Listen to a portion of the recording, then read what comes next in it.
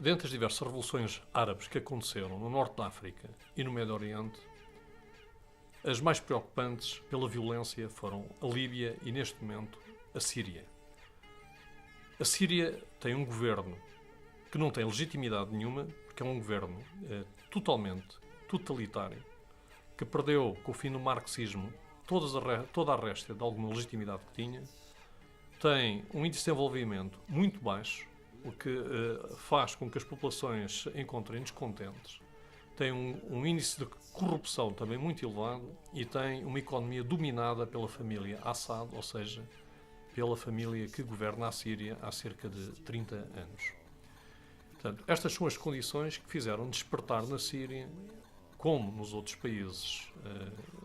da região, uma revolta popular.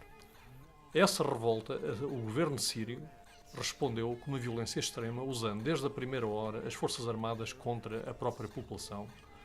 com uma violência inacreditável, matando a população, disparando diretamente sobre a população e inclusive destruindo infraestruturas nas cidades e atacando cidades,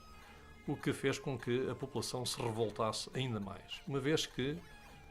nos tempos atuais o controle da comunicação já não pertence só ao governo, porque existem internet, redes sociais e televisões por satélites estrangeiras que são vistas pela população em geral na própria Síria. Por outro lado, há uma divisão étnica muito importante dentro da própria Síria, porque o governo e toda a estrutura governamental está suportada numa das tribos sírias, que é a tribo alauíta, e que professa dentro das diversas correntes islâmicas a corrente xiita, e é uma corrente minoritária de cerca de 14% dentro da Síria, sendo a maioria sunita, que se encontra afastada do governo e, portanto, que de alguma forma se encontra afastada da vida económica e da capacidade de participar dentro da economia síria. Por outro lado, a oposição, que era no início uma oposição feita de manifestantes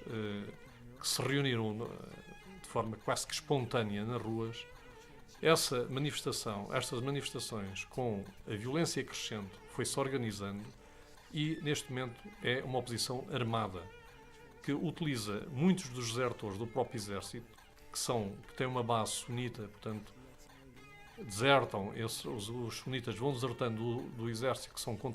que é um exército controlado por alauítas, e esses desertores engrossam neste momento um exército que faz uma oposição ao exército formal, ou seja, um exército